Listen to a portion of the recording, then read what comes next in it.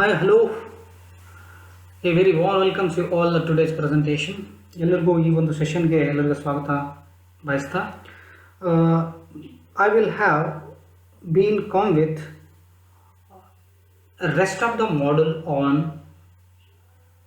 financial management. I mean introduction to financial management of chapter number 1 of financial management subject as per VSKUB syllabus or curriculum. ನಾವು ಇವತ್ತಿನ ಕ್ಲಾಸಸ್ಸಲ್ಲಿ ಇನ್ನುಳಿದಿರ್ತಕ್ಕಂಥ ಭಾಗ ಏನಿದೆ ಈ financial management ಏನಿದೆ first model introduction to financial management, ಇದು financial ಮ್ಯಾನೇಜ್ಮೆಂಟ್ನಲ್ಲಿ ಬರತಕ್ಕಂಥ first ಅಧ್ಯಾಯ, ಅದು ಮೊದಲನೇ ಅಧ್ಯಾಯ. ಇಂದಿನ ತರಗತಿಯಲ್ಲಿ ಇದೇ ಅಧ್ಯಾಯದ ಬಗ್ಗೆ ಸ್ವಲ್ಪ ಡಿಸ್ಕಸ್ ಮಾಡಿದ್ವಿ. ಸೊ ಏನು ಮಾಡಿದ್ವಿ ಅನ್ನೋದನ್ನು ನೆಕ್ಸ್ಟು ನಾನು ಹೇಳ್ತೀನಿ. ಸೊ ಈ ಡಿಸ್ಕಷನ್ಗೆ ನಿಮ್ಗೆಲ್ಲರಿಗೂ ಸ್ವಾಗತವನ್ನು ಬಯಸ್ತಾ ಈ ಡಿಸ್ಕಷನ್ ಈ ಒಂದು ಪ್ರೆಸೆಂಟೇಷನ್ ಹೋಗೋಕ್ಕಿಂತ ಮುಂಚೆ before this presentation I am Akki Maruti, assistant professor of commerce, SKNG government first grade college, Gangavati, Koppal district. My email ID akkimaruti@gmail.com. My dear friends, in this video we will have a wonderful learning talk on financial management, rest of the part. In this video we are going to discuss about financial management module number 1 as financial management, rest of the theory concept.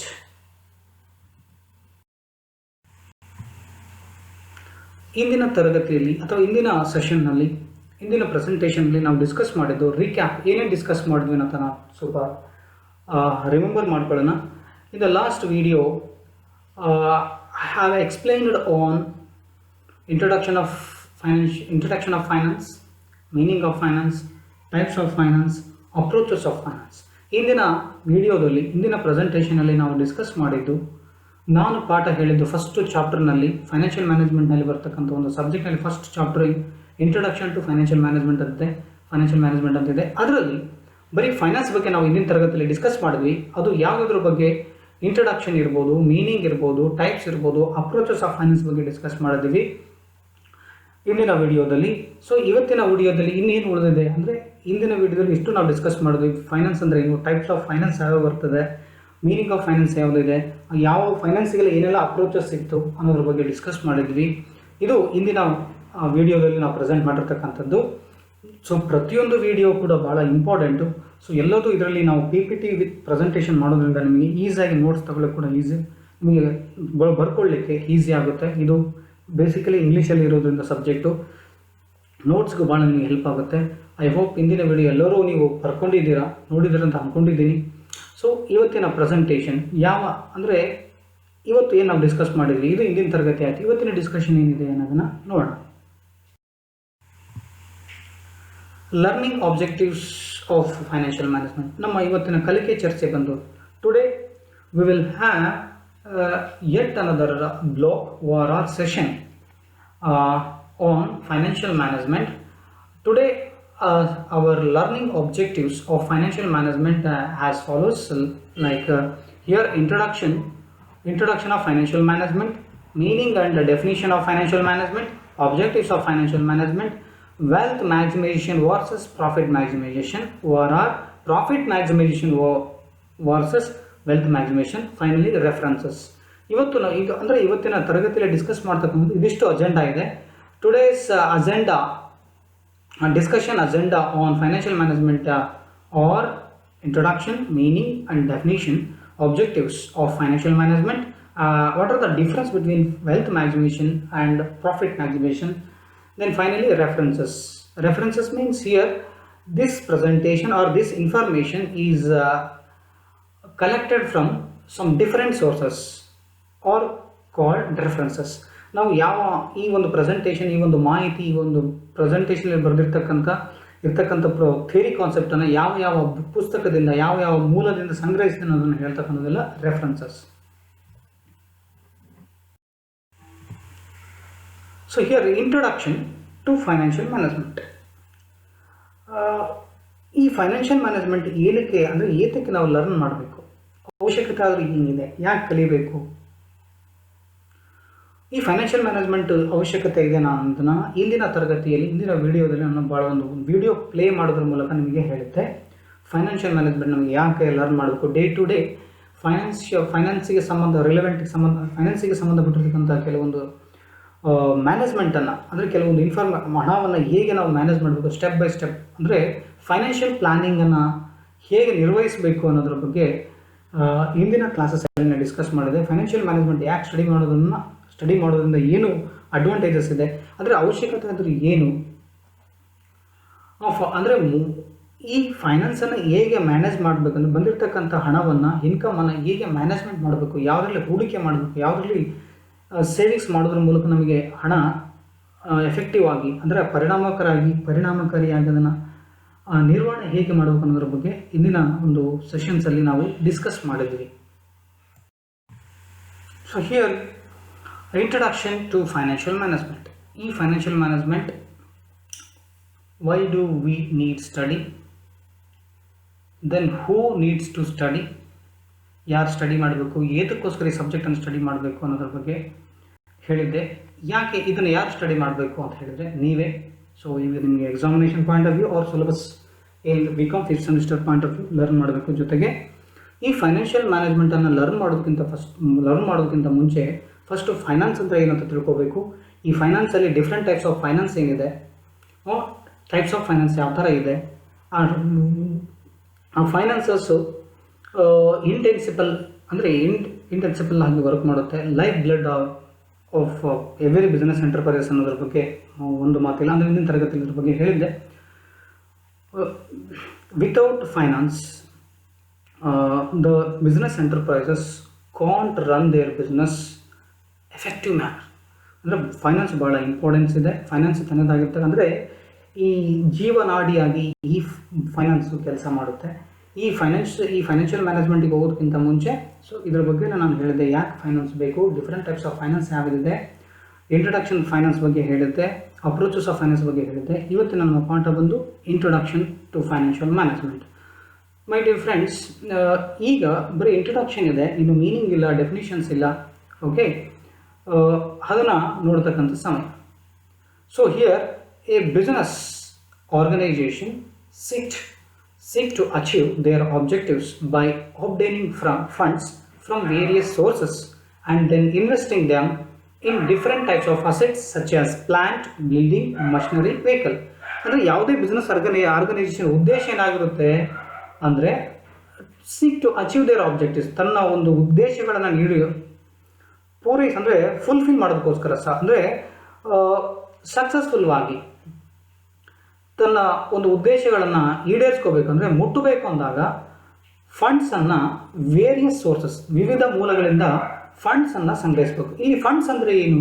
Funds means cash or bank balance or demand deposits or all financial resources getting from different sources. Then after getting different funds from different sources, the next step is the investing them in different types of assets like fixed assets. Fixed assets mean example of fixed assets, plant, building, machinery, vehicles.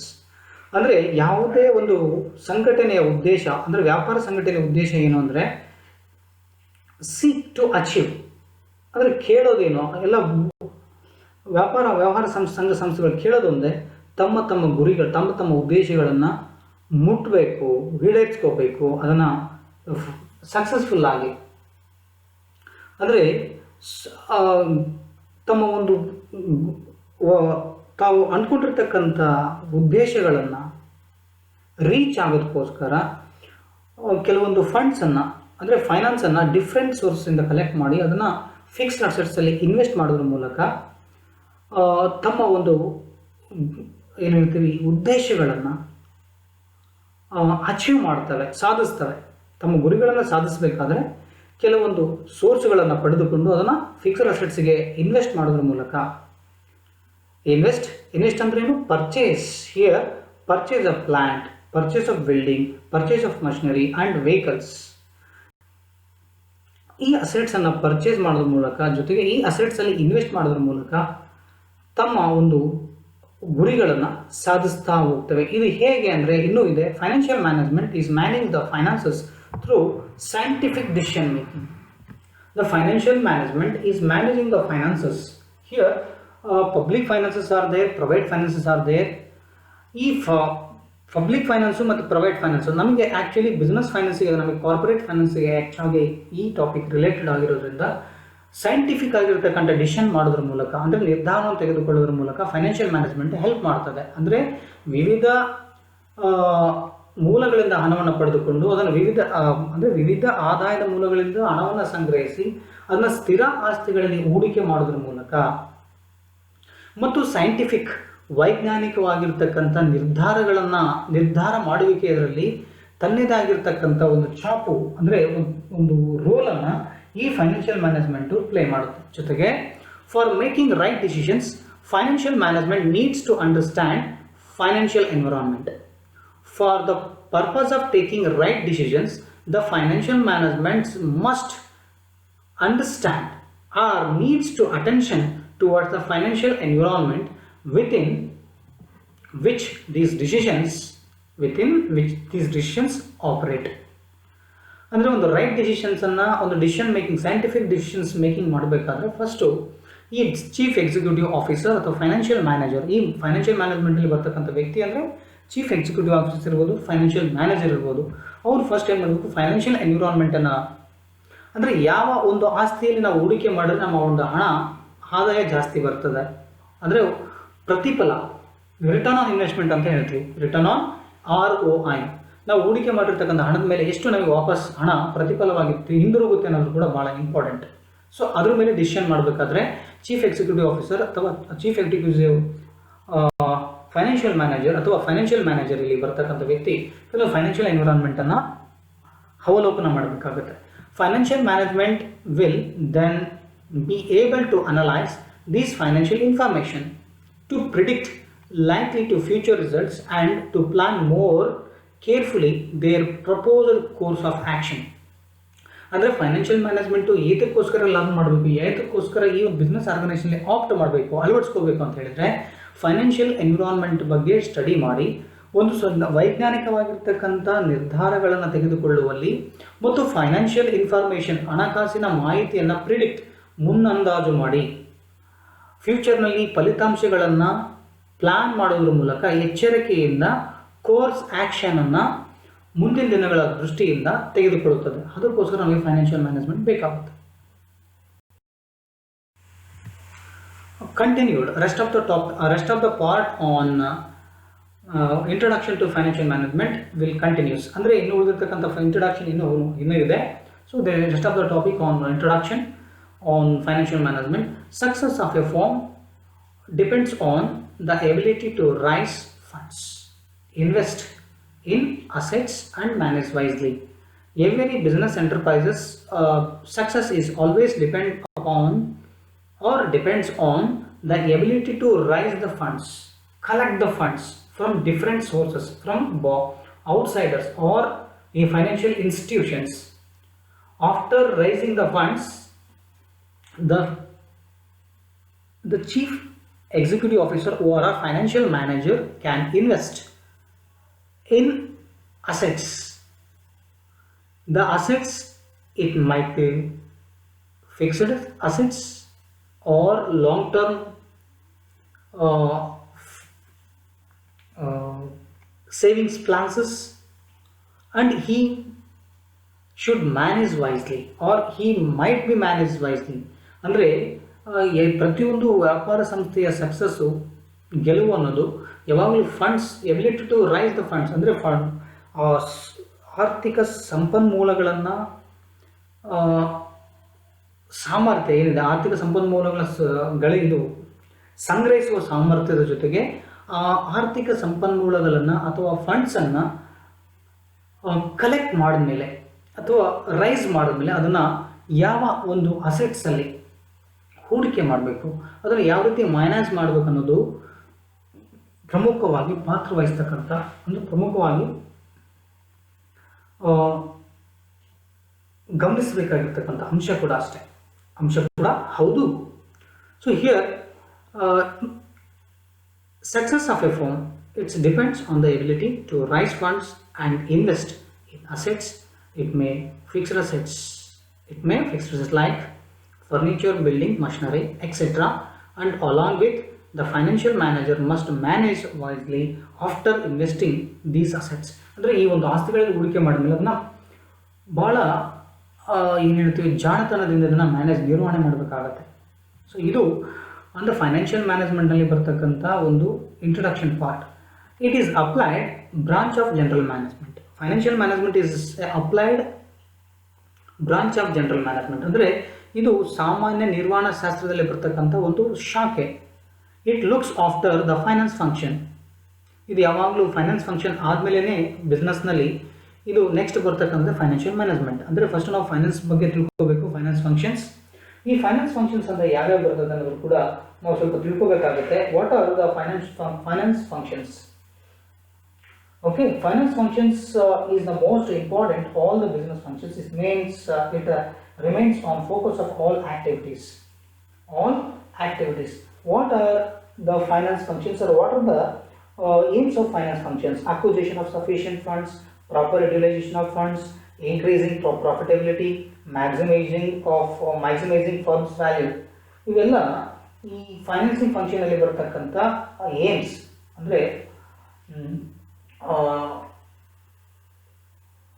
ಗುರಿಗಳು ಅಂತ ನಾನು ಹೇಳ್ತೇವೆ. Okay, ಈ finance ಫಂಕ್ಷನ್ಸ್ನಲ್ಲಿ ಇನ್ನೂ important part ಅಂದರೆ financing function ಅನ್ನೋದು it's remains focus on all activities ಅಂತ ಹೇಳ್ತೀವಿ.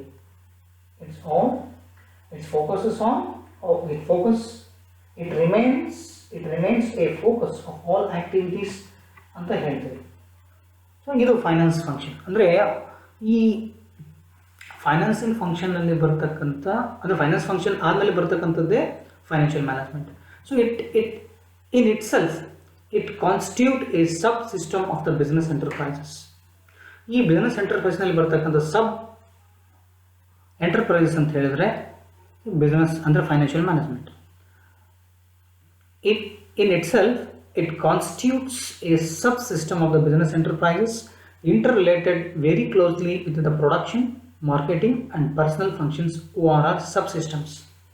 ಈ ಫೈನಾನ್ಷಿಯಲ್ ಮ್ಯಾನೇಜ್ಮೆಂಟ್ನಲ್ಲಿ ಕೂಡ ಇದು ಫೈನಾನ್ಷಿಯಲ್ ಮ್ಯಾನೇಜ್ಮೆಂಟ್ ಅಂತೂ ಇಂಟರ್ ರಿಲೇಟೆಡ್ ಇದೆ. ಯಾವುದಕ್ಕೆ? ಪ್ರೊಡಕ್ಷನ್ ಡಿಪಾರ್ಟ್ಮೆಂಟ್ ಇರ್ಬೋದು, ಮಾರ್ಕೆಟಿಂಗ್ ಡಿಪಾರ್ಟ್ಮೆಂಟ್ ಇರ್ಬೋದು, ಪರ್ಸನಲ್ ಫಂಕ್ಷನ್ಸ್ ಡಿಪಾರ್ಟ್ಮೆಂಟ್. ಇಲ್ಲಿ ಪರ್ಸನಲ್ ಅಂತ ಬಂದು ಕೂಡಲೇ ವೈಯಕ್ತಿಕ ಅಂತ ಅಲ್ಲ, ಇಲ್ಲಿ ಪರ್ಸನಲ್ ಅಂತ ಬಂದು ಕೂಡಲೇ ಮಾನವ ಸಂಪನ್ಮೂಲಕ್ಕೆ ಸಂಬಂಧಪಟ್ಟಿರೋದು ಅಂತ ಅರ್ಥ. ಪರ್ಸನಲ್ ಫಂಕ್ಷನ್ಸ್ ಅಂತ ಹೇಳಿದ ಕೂಡಲೇ ಓಕೆ. ಅಂದರೆ ಫೈನಾನ್ಷಿಯಲ್ ಮ್ಯಾನೇಜ್ಮೆಂಟ್ ಅನ್ನೋದು ಜನರಲ್ ಮ್ಯಾನೇಜ್ಮೆಂಟ್ನಲ್ಲಿ ಬರ್ತಕ್ಕಂಥ ಒಂದು ಶಾಖೆಯಾಗಿ ಕಾರ್ಯನಿರ್ವಹಿಸ್ತದೆ. So it deals with finding out various sources for raising funds for that firm. Financial management deals with the finding out the various sources for raising funds. ಯಾವ ಮೂಲದಿಂದ ಹಣವನ್ನು ಪಡೆದುಕೊಳ್ಬೇಕು ಫಂಡ್ಸನ್ನು, ಅದು ಅಂದರೆ ಯಾವ ಮೂಲದಿಂದ ಹಣ ಅಂದರೆ ಹಣದ ಮೂಲಗಳನ್ನು ಪಡೆದುಕೊಳ್ಬೇಕು ಅನ್ನೋದ್ರ ಬಗ್ಗೆ, ಎಲ್ಲಿಂದ ಹಣವನ್ನು ಸಂಗ್ರಹಿಸಬೇಕು, ಯಾವ ಮೂಲದಿಂದ ಹಣವನ್ನು ಸಂಗ್ರಹಿಸಬೇಕು ಅನ್ನೋದ್ರ ಬಗ್ಗೆ ಹೇಳ್ತಕ್ಕಂಥದ್ದು financial management. The sources must be suitable and economical for the needs of the business. Which are the funds R what are the funds collected by business enterprises? Those funds or resources must be suitable and economical for the needs of the fund. Needs of the business. ಅಂದರೆ ಯಾವುದೇ ಸೋರ್ಸಸನ್ನು collect ಮಾಡಲಿ, ಯಾವುದೇ ಫಂಡ್ಸನ್ನು collect ಮಾಡಲಿ, ಅದು ವ್ಯವಹಾರಕ್ಕೆ ಅಂದರೆ suitable ಆಗಿರಬೇಕು, ಜೊತೆಗೆ ಎಕನಾಮಿಕಲ್ ಆಗಿರಬೇಕು. ಅಂದರೆ ಆರ್ಥಿಕತೆ ನಮ್ಮ ಆರ್ಥಿಕ ಒಂದು ಸಾಮರ್ಥ್ಯ ಎಷ್ಟಿದೆ ಅದಕ್ಕೆ ಹೊಂದುವಂತಿರಬೇಕು. ಅಂದರೆ ಇದ್ರ ಬಗ್ಗೆ ಈ ಸಂಪೂರ್ಣವಾಗಿರ್ತಕ್ಕಂಥ ಮಾಹಿತಿಯನ್ನು ನೀಡ್ತಕ್ಕಂಥದ್ದು ಏನಿದೆ ಅದು financial management. The most appropriate use of such funds also forms of a part of financial management. Most appropriate use of such funds ಅಂದರೆ ಯಾವ ನಿಧಿಗಳನ್ನು ನಾವು ಸಂಗ್ರಹಿಸಿರ್ತೀವಿ ಆ ನಿಧಿಗಳು ಈ ಫೈನಾನ್ಷಿಯಲ್ ಮ್ಯಾನೇಜ್ಮೆಂಟ್ಗೆ ಹತ್ರವಾಗಿರಬೇಕು. ಅಂದರೆ ಈ ಫೈನಾನ್ಷಿಯಲ್ ಮ್ಯಾನೇಜ್ಮೆಂಟ್ ಅನ್ನೋದು ಈ ಥರದ ಒಂದು ಕೆಲಸವನ್ನು ನಿರ್ವಹಿಸ್ತದೆ. ಸೊ ಇದು ಫೈನಾನ್ಷಿಯಲ್ ಮ್ಯಾನೇಜ್ಮೆಂಟ್ ಬಗ್ಗೆ ನಾವು ತಿಳ್ಕೊಬೇಕಿರ್ತಕ್ಕಂಥ ಅರ್ಥ. ಅಂದರೆ ಫೈನಾನ್ಷಿಯಲ್ ಮ್ಯಾನೇಜ್ಮೆಂಟ್ ಅನ್ನೋದೇನು, ನಮ್ಮ ಒಂದು ಹಣವನ್ನು ರಿಸೋರ್ಸಸನ್ನು ಹೇಗೆ ಪಡ್ಕೋಬೇಕು, ಪ್ರೊಕ್ಯೂರ್ಮೆಂಟ್ ಹೇಗೆ ಮಾಡ್ಕೋಬೇಕು. ಅಂದರೆ ಫೈನಾನ್ಷಿಯಲ್ ಮ್ಯಾನೇಜ್ಮೆಂಟು ಟೋಟಲ್ ಥೀಮ್ ಇದ್ರ ಥೀಮ್ ಏನು ಅಂತ ಹೇಳಿದ್ರೆ, ಹೇಗೆ ಫಂಡ್ಸನ್ನು ಪಡ್ಕೋಬೇಕು, ಪಡ್ಕೊಂಡು ನಂತರ ಅಥವಾ ತಗೊಂಡ ನಂತರ ಔಟ್ಸೈಡರ್ಸಿಂದ ಅದನ್ನು ಹೇಗೆ ಎಫೆಕ್ಟಿವ್ ಆಗಿ ಯುಟಿಲೈಸ್ ಮಾಡಬೇಕು ಅನ್ನೋದ್ರ ಬಗ್ಗೆ ಹೇಳ್ತಕ್ಕಂಥದ್ದು ಫೈನಾನ್ಷಿಯಲ್ ಮ್ಯಾನೇಜ್ಮೆಂಟ್. ಇದು ಸಾಮಾನ್ಯ ನಿರ್ವಹಣೆಯ ಒಂದು ಶಾಖೆಯಾಗಿ ಕಾರ್ಯನಿರ್ವಹಿಸ್ತದೆ. ಜೊತೆಗೆ ಇದು ಪ್ರೊಡಕ್ಷನ್ ಡಿಪಾರ್ಟ್ಮೆಂಟ್ಗೆ ಮತ್ತು ಮಾರ್ಕೆಟ್ ಡಿಪಾರ್ಟ್ಮೆಂಟ್ಗೆ ಮತ್ತು ಮಾನವ ಸಂಪನ್ಮೂಲ ಡಿಪಾರ್ಟ್ಮೆಂಟ್ಗೆ ಕೂಡ ಇಂಟರ್ ರಿಲೇಟೆಡ್ ಆಗಿರ್ತದೆ. ಫೈನಾನ್ಷಿಯಲ್ ಮ್ಯಾನೇಜ್ಮೆಂಟ್ ಅನ್ನೋದು ಯಾವ ಮೂಲದಿಂದ ನಿಧಿಗಳನ್ನು ಪಡ್ಕೊಂಡ ಮೇಲೆ ಅದನ್ನು ಆ ಒಂದು ಪಡ್ಕೋಬೇಕಿಂತ ಮುಂಚೆ ಆ ನಿಧಿಗಳು, ಆ ಒಂದು ಆದಾಯದ ಮೂಲಗಳು ಅಥವಾ ಫೈನಾನ್ಸ್ ಅಂತ ಹೇಳ್ತೀವಿ, ಅದು ವ್ಯವಹಾರ ಸಂಸ್ಥೆಗೆ ಒಪ್ಪುತ್ತೋ ಅಥವಾ ಸೂಟ್ ಆಗುತ್ತೋ ಇಲ್ಲೋ, ಅದಕ್ಕೆ ಹೋಲಿಕೆ ಆಗುತ್ತೋ ಇಲ್ಲೋ, ಅದು ಎಕನಾಮಿಕಲ್ ಆಗಿದೆ, ಎಕನಾಮಿಕಲ್ ಅಂದರೆ ಆರ್ಥಿಕತೆಗೆ ಅನುಗುಣವಾಗಿ, ಆರ್ಥಿಕತೆಯ ಸಾಮರ್ಥ್ಯಕ್ಕೆ ಅನುಗುಣವಾಗಿ ಅದು ಆ ಒಂದು ಸಂಸ್ಥೆಗೆ ಸೂಕ್ತವಾಗ್ತದೋ ಇಲ್ಲ ಅನ್ನೋದ್ರ ಬಗ್ಗೆ ಹೇಳ್ತಕ್ಕಂಥ financial management. Next here the wonderful talk rest of the topic on financial management. ಇನ್ನು ಉಳಿದಿರ್ತಕ್ಕಂಥ ಭಾಗ ಅಂದರೆ financial management is called upon two take 3 major decisions. ಈ ಫೈನಾನ್ಷಿಯಲ್ ಮ್ಯಾನೇಜ್ಮೆಂಟ್ ಅನ್ನೋದು 3 ಸ್ಟೆಪ್ಸಲ್ಲಿ ಅಂದರೆ 3 ಥರದ ಒಂದು ಡಿಸಿಷನ್ಸನ್ನು ಮಾಡ್ತದೆ. ನಿಮಗೆ ಎದಕ್ಕೋಸ್ಕರ ಫೈನಾನ್ಷಿಯಲ್ ಮ್ಯಾನೇಜ್ಮೆಂಟ್ ಬೇಕು ಅಂದರೆ 3 ಥರದ ಡಿಸಿಷನ್ಸನ್ನು ಮಾಡಲಿಕ್ಕೆ ನಿಮಗೆ ಅವಶ್ಯಕತೆ ಬೇಕು. ಸ್ನೇಹಿತರೆ, ನೆನ್ಪಿಟ್ಟುಕೊಳ್ಳಿ, ಯಾವುದೇ ಒಂದು ವ್ಯಾಪಾರದ ಸಂಸ್ಥೆಯ ಉದ್ದೇಶ ಏನಂದರೆ ಲಾಭ ಗಳಿಸೋದೇ ಆಗಿರ್ತದೆ. ಆ ಲಾಭ ಗಳಿಸೋ ದೃಷ್ಟಿಯಿಂದನೇ ಈ ಫೈನಾನ್ಷಿಯಲ್ ಮ್ಯಾನೇಜ್ಮೆಂಟ್ ಅಂದರೆ ಪ್ರತಿಯೊಂದು ವ್ಯಾಪಾರ ಸಂಸ್ಥೆಯ ಉದ್ದೇಶ ಲಾಭ ಗಳಿಸ್ತಕ್ಕಂಥದ್ದು. ಈ ಲಾಭ ಗಳಿಸಬೇಕಾದ್ರೆ ಈ ಫೈನಾನ್ಷಿಯಲ್ ಮ್ಯಾನೇಜ್ಮೆಂಟ್ ಹೇಗಿರಬೇಕು ಅನ್ನೋದು, ಅಂದರೆ ಯಾವ ಥರದ ಒಂದು ನಿರ್ವಹಣೆ, ಹಣಕಾಸಿನ ನಿರ್ವಹಣೆ ಇದ್ದರೆ ನಮ್ಮ ಒಂದು ವ್ಯವಹಾರ ಸಂಸ್ಥೆ ಲಾಭವನ್ನು ಗಳಿಸುವುದರಲ್ಲಿ ಪ್ರಮುಖವಾಗಿರ್ತಕ್ಕಂಥ ಒಂದು ಹೆಜ್ಜೆಯನ್ನು ಮುಂದಿಡುತ್ತದೆ. ಇಲ್ಲಿ ಈ ಫೈನಾನ್ಷಿಯಲ್ ಮ್ಯಾನೇಜ್ಮೆಂಟ್ ಅನ್ನೋದು 3 ಥರದ ಡಿಸಿಷನ್ಸನ್ನು ಮಾಡುತ್ತೆ. ಒಂದು investment decision, example capital budgeting ಅಂತ ಹೇಳ್ತೀವಿ. ಅಂದರೆ ಇನ್ವೆಸ್ಟಿಂಗ್ ಇನ್ ಕ್ಯಾಪಿಟಲ್ ಅಸೆಟ್ಸ್ ಅಂದರೆ ಬಂಡವಾಳದ ಆಸ್ತಿಗಳಲ್ಲಿ ಹೂಡಿಕೆ ಮಾಡ್ತಕ್ಕಂಥ ಕ್ರಿಯೆ. ಅಂದರೆ investment decisions, capital budgeting over financial plan ಅಂತ ಹೇಳ್ತೀವಿ. ಅಂದರೆ ದೀರ್ಘಾವಧಿಗೆ ಸಂಬಂಧಪಟ್ಟಿರ್ತಕ್ಕಂಥ ಮತ್ತು ಅಲ್ಪಾವಧಿಗೆ ಸಂಬಂಧಪಟ್ಟಿರ್ತಕ್ಕಂಥ ನಿರ್ಣಯಗಳನ್ನು ತೆಗೆದುಕೊಳ್ಳುವಲ್ಲಿ ಇನ್ವೆಸ್ಟ್ಮೆಂಟ್ ಡಿಸಿಷನ್ ಕೈಗೆತ್ತಿಕೊಳ್ತದೆ. My dear friends, under investment decision here investment decisions, ಇಲ್ಲಿ ಇನ್ವೆಸ್ಟ್ಮೆಂಟ್ ಡಿಸಿಷನ್ ಅಂದರೆ ಏನು, ಇದನ್ನು ನಾವು ಮುಂದಿನ ತರಗತಿಯಲ್ಲಿ ಇನ್ನು ಮುಂದಿನ ತರಗತಿಯಲ್ಲಿ ನಿಮಗೆ ಮುಂದಿನ ಚಾಪ್ಟರ್ಸಲ್ಲಿ ಇದ್ರ ಬಗ್ಗೆ ಭಾಳ ಡೀಪ್ ಆಗಿದೆ. ಕ್ಯಾಪಿಟಲ್ ಬಡ್ಜೆಟಿಂಗ್ ಅಂತ ಒಂದು ಚಾಪ್ಟರ್ ಇದೆ. So investment decisions means, or investment decisions relate to the determination of the total amount of assets to be held in the firm. ಒಂದು ಸಂಸ್ಥೆಯಲ್ಲಿ ಎಷ್ಟು ಪ್ರಮಾಣದ ಆಸ್ತಿಗಳಿರಬೇಕು ಅನ್ನೋದ್ರ ಬಗ್ಗೆ ಹೇಳ್ತಕ್ಕಂಥದ್ದು. ಜೊತೆಗೆ the investment decisions can be classified under 2 broad groups, under investment decisions or investment what we call function, investment function classified into 2 broad groups like long term investments, short term investment decision, long term and short term investment decisions. We will have a wonderful talk in the coming models regarding investment decisions or capital budgeting model. In ನಿಮಗೆ ಇದೇ ಸಬ್ಜೆಕ್ಟಲ್ಲಿ ನಿಮ್ಗೆ capital budgeting ಅಂತ ಒಂದು chapter ಇದೆ. ಅಲ್ಲಿ ನೀವು ಪೂರ್ಣವಾಗಿ ನಾವು ಅಲ್ಲಿ ಲರ್ನ್ ಮಾಡ್ಬೋದು. ಅಂದರೆ ಫೈನಾನ್ಷಿಯಲ್ ಮ್ಯಾನೇಜ್ಮೆಂಟ್ 3 ಮೇಜರ್ ಡಿಸಿಷನ್ಸ್ ಮಾಡ್ತದೆ. ಒಂದು ಇನ್ವೆಸ್ಟ್ಮೆಂಟ್ ಡಿಸಿಷನ್ಸ್ ಆಯಿತು, ಎರಡನೇದು financing decisions or formulation of the best financing mix or capital structure of the enterprises. Financing decisions ಬಂದು ಇದು ಕೂಡ ಅಷ್ಟೇ ಕ್ಯಾಪಿಟಲ್ ಸ್ಟ್ರಕ್ಚರ್ ಬಗ್ಗೆ ಹೇಳ್ತಕ್ಕಂಥದ್ದು. ಅಂದರೆ ಕ್ಯಾಪಿಟಲ್ ಸ್ಟ್ರಕ್ಚರ್ ಅಂದರೆ ಇದು ಕೂಡ ಒಂದು ನಮಗೆ ಚಾಪ್ಟರ್ ಇದೆ. ನೆಕ್ಸ್ಟ್ ಕಮಿಂಗ್ ಮಾಡಲಲ್ಲಿ we will have a wonderful chapter, regarding capital structure. The same subject in financial management, we have one more chapter or one more model regarding financing decision. Financing decision means nothing but it is a capital structure. Model number 4 or model number 3 we will have a talk later on. ಇದ್ರ ಬಗ್ಗೆ ನಮಗೆ ಇದ್ರ ಬಗ್ಗೆ ಮಾತಾಡೋದಿದೆ ಇದರಲ್ಲಿ ಮುಂದಿನ ದಿನಗಳಲ್ಲಿ. So capital structure ಅಂತ ಹೇಳಿದುಕೊಳ್ಳಿದ್ರೆ ಇದರಲ್ಲಿ ಕ್ಯಾಪಿಟಲ್ ಸ್ಟ್ರಕ್ಚರ್ ಅಂದರೆ ಫಸ್ಟ್ ಈಕ್ವಿಟಿ ಶೇರ್ಸ್ ಕ್ಯಾಪಿಟಲ್ ಎಷ್ಟಿರಬೇಕು, ಕ್ಯಾಪಿಟಲ್ ಜೊತೆಗೆ ಲಾಂಗ್ ಟರ್ಮ್ ಬಾರೋಯಿಂಗ್ಸ್ ಎಷ್ಟಿರಬೇಕು, ಪ್ರಿಫರೆನ್ಸ್ ಶೇರ್ ಕ್ಯಾಪಿಟಲ್ ಎಷ್ಟಿರಬೇಕು ಅನ್ನೋದ್ರ ಬಗ್ಗೆ ಹೇಳ್ತಕ್ಕಂಥದ್ದು ಫೈನಾನ್ಸಿಂಗ್ ಡಿಸಿಷನ್. ಈ ಕ್ಯಾಪಿಟಲ್ ಬಡ್ಜೆಟಿಂಗ್ ಅಂತ ಫಸ್ಟ್ನೇದು ಡಿಸಿಷನ್ ಹೇಳಿದ್ನಲ್ಲ, ಯಾವ ಆಸ್ತಿಯಲ್ಲಿ, ಯಾವ ದೀರ್ಘಾವಧಿ ಆಸ್ತಿಗಳಲ್ಲಿ ನಾವು ಹೂಡಿಕೆ ಮಾಡಿದ್ರೆ ನಮಗೆ ರಿಟರ್ನ್ಸ್ ಚೆನ್ನಾಗಿ ಬರುತ್ತೆ ಅನ್ನೋದು ಹೇಳ್ತಕ್ಕಂಥದ್ದೆಲ್ಲ ಕ್ಯಾಪಿಟಲ್ ಬಡ್ಜೆಟಿಂಗ್ ಬಗ್ಗೆ, ಅದು ಫೈನಾನ್ಷಿಯಲ್ ಪ್ಲಾನ್. ಇನ್ನು ಮೂರನೇದು ಡಿವಿಡೆಂಡ್ ಡಿಸಿಷನ್ಸ್ ಅಂತ ಅಂತ ಇದೆ. ಇಲ್ಲಿ ಡಿವಿಡೆಂಡ್ ಡಿಸಿಷನ್ಸ್ ಇದು ಮೂರನೇ ಡಿಸಿಷನ್ ಈ ಫೈನಾನ್ಷಿಯಲ್ ಮ್ಯಾನೇಜ್ಮೆಂಟ್. ಅಂದರೆ 3 ನಿರ್ಧಾರಗಳನ್ನು ಈ ಫೈನಾನ್ಷಿಯಲ್ ಮ್ಯಾನೇಜ್ಮೆಂಟ್ ತಗೊಳ್ತದೆ. ಒಂದು ಇನ್ವೆಸ್ಟ್ಮೆಂಟ್ ಡಿಸಿಷನ್ಸ್, ಇನ್ನೊಂದು ಎರಡನೇದು ಫೈನಾನ್ಸಿಂಗ್ ಡಿಸಿಷನ್, ಮೂರನೇದು ಡಿವಿಡೆಂಡ್ ಡಿಸಿಷನ್ಸ್. ಓಕೆ, ಈ ಡಿವಿಡೆಂಡ್ ಡಿಸಿಷನ್ಸ್ ಅನ್ನೋದು ಕೂಡ ನಮಗೆ ಲಾಸ್ಟ್ ಒಂದು ಮಾಡೆಲ್ ಇದೆ ಡಿವಿಡೆಂಡ್ ಪಾಲಿಸಿ ಅಂತೇಳಿ, ಅಲ್ಲಿ ನಾವು ಇದ್ರ ಬಗ್ಗೆ ಲರ್ನ್ ಮಾಡ್ತೀವಿ. ಈ ಡಿವಿಡೆಂಡ್ ಆ್ಯಂಡ್ ಡಿಸಿಷನ್ ಮಾಡಬೇಕಾದ್ರೆ ಸ್ಕೂಲ್ ಆಫ್ ಥಾಟ್ ಇದೆ. ಒಂದು relevance of school of thought, ಇನ್ನೊಂದು ಇರ್ಲೆವೆನ್ಸ್ ಆಫ್ ಸ್ಕೂಲ್ ಆಫ್ ಥಾಟ್ ಅಂತ ಇದೆ. ಅಂದರೆ ವ್ಯಾಲ್ಯೂ ಆಫ್ ದ ಫರ್ಮನ್ನು, ಒಂದು ಫರ್ಮಿನ ವ್ಯಾಲ್ಯೂವನ್ನು ಕಂಡುಹಿಡಿಯಬೇಕಾದ್ರೆ ಸ್ಕೂಲ್ ಆಫ್ ಥಾಟ್ಸ್ ಇದೆ. ಒಂದು relevance of school of thought, ಇನ್ನೊಂದು ಇರ್ಲೆವೆನ್ಸ್ ಆಫ್ ಸ್ಕೂಲ್ ಆಫ್ ಥಾಟ್ ಅಂತ ಬರುತ್ತೆ ಡಿವಿಡೆಂಡ್ ಡಿಸಿಷನ್ಸ್ ಬಗ್ಗೆ. ಈ 3 ಥರ ಡಿಸಿಷನ್ಸನ್ನು ಫೈನಾನ್ಷಿಯಲ್ ಮ್ಯಾನೇಜ್ಮೆಂಟ್ ಮಾಡ್ತದೆ. Next, financial management involves the implementation of these 3 major decisions. The major point or major importance of financial management is about 3 points. I mean, these decisions have played wonderful role in the financial management of every business enterprises. My dear friends, the decisions are interrelated and should be implemented jointly. ಈ 3 decisions ಅನ್ನು joint ಆಗಿ implementation ಮಾಡೋದ್ರ ಮೂಲಕ ಈ financial management ತನ್ನದಾಗಿರ್ತಕ್ಕಂಥ ಒಂದು major ಅಂದರೆ ಪ್ರಮುಖವಾಗಿರ್ತ ಕಾರ್ಯವನ್ನು ನಿರ್ವಹಿಸ್ತದೆ. ಮತ್ತು ಈ 3 ಡಿಸಿಷನ್ಸು ಒಂದಕ್ಕೊಂದು ಇಂಟರ್ ರಿಲೇಟೆಡ್ ಆಗಿದೆ. ಇದನ್ನು ಜಾಯಿಂಟ್ ಆಗಿ ಇಂಪ್ಲಿಮೆಂಟ್ ಮಾಡಬೇಕಾಗುತ್ತೆ, ಕಾರ್ಯಗತಗೊಳಿಸಬೇಕಾಗುತ್ತೆ ಅಂತ. Together these vital decisions determine the value of the enterprise to its share holders and investors. Which are the 3 decisions of financial management. Those decisions called upon investment, financing and dividend decisions are played important role towards the shareholders. It means indirectly helps to the shareholders and investors.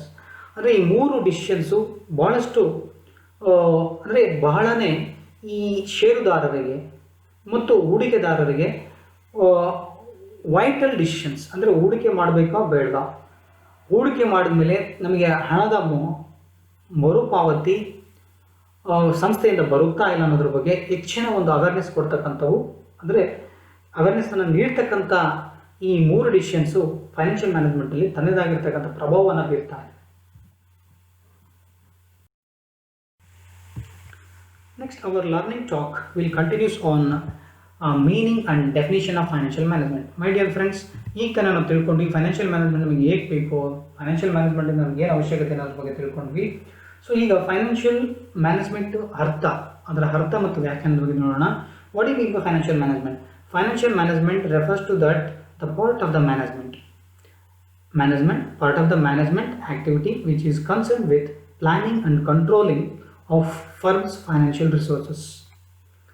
The first and foremost of the function of financial management is planning and controlling of firms' financial resources. Financial resources, it might be cash, bank balance, or working capital, or cash and cash equivalent, or the sources collected from outsiders or financial institutions. Financial institutions ಬಂದಿರತಕ್ಕಂಥ ಹಣವನ್ನು planning ಮಾಡೋದ್ರಲ್ಲಿ, ಯೋಜಿಸುವುದು ಅಂತ ಹೇಳ್ತೀವಿ, controlling ಅಂತ ಹೇಳ್ತೀವಿ, ನಿಯಂತ್ರಿಸುವುದು. ಈ financial management ಅನ್ನೋದು ಮ್ಯಾನೇಜ್ಮೆಂಟ್ನಲ್ಲಿ ಒಂದು ಭಾಗ, ಮ್ಯಾನೇಜ್ಮೆಂಟ್ನಲ್ಲಿ ಬರ್ತಕ್ಕಂಥ ಒಂದು ಭಾಗ, ನಿರ್ವಹಣೆಯಲ್ಲಿ ಒಂದು ಭಾಗವಾಗಿ ಫೈನಾನ್ಷಿಯಲ್ ಮ್ಯಾನೇಜ್ಮೆಂಟು ಕಾರ್ಯನಿರ್ವಹಿಸುತ್ತದೆ. ಹಣಕಾಸಿನ ಸಂಪನ್ಮೂಲಗಳನ್ನು ಪರಿಣಾಮಕಾರಿಯಾಗಿ ಯೋಜಿಸುವುದು ಮತ್ತು ನಿಯಂತ್ರಣ ಮಾಡುವುದು ಇದರ ಕೆಲಸ ಫೈನಾನ್ಷಿಯಲ್ ಮ್ಯಾನೇಜ್ಮೆಂಟ್. ಅಂದರೆ ನಿರ್ವಹಣೆಯಲ್ಲಿ ಒಂದು ಭಾಗ ಫೈನಾನ್ಷಿಯಲ್ ಮ್ಯಾನೇಜ್ಮೆಂಟ್, ನಿರ್ವಹಣೆಯಲ್ಲಿ ಒಂದು ಭಾಗ ಹಣಕಾಸಿನ ನಿರ್ವಹಣೆ. ಇದು ಹಣಕಾಸಿನ ಸಂಪನ್ಮೂಲಗಳನ್ನು ಸಮರ್ಪಕವಾಗಿ ಯೋಜನೆ ಮಾಡುವುದು ಮತ್ತು ನಿಯಂತ್ರಣ ಮಾಡತಕ್ಕಂಥ ಕೆಲಸವನ್ನು ಈ ಫೈನಾನ್ಷಿಯಲ್ ಮ್ಯಾನೇಜ್ಮೆಂಟ್ ಮಾಡುತ್ತೆ. ಇದು meaning. Financial management means planning, organising, directing and controlling the financial activities such as procurement and utilization of funds of the enterprises. Financial management means planning.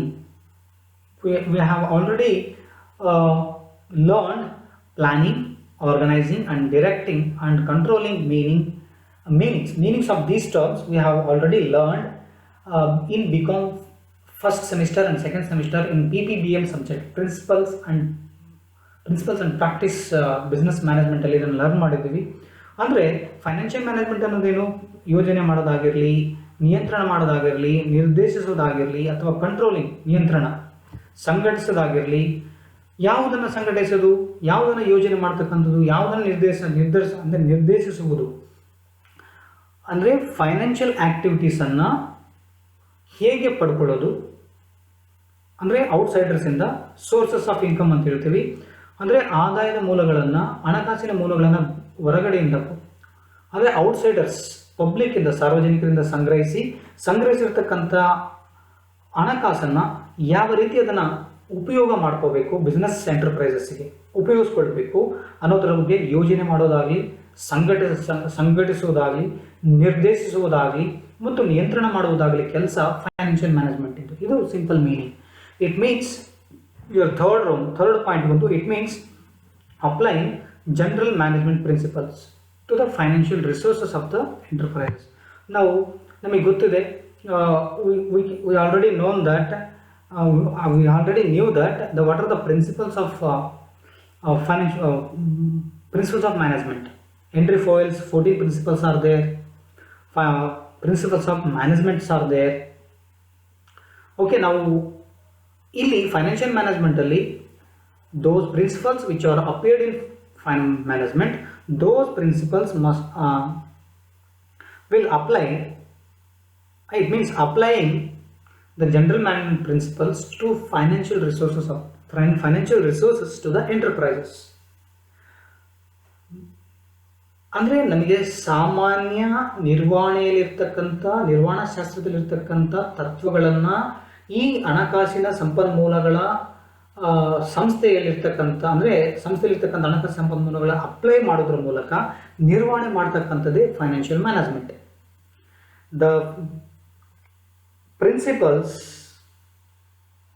copied from or applied from principle of management to financial resources is called financial management.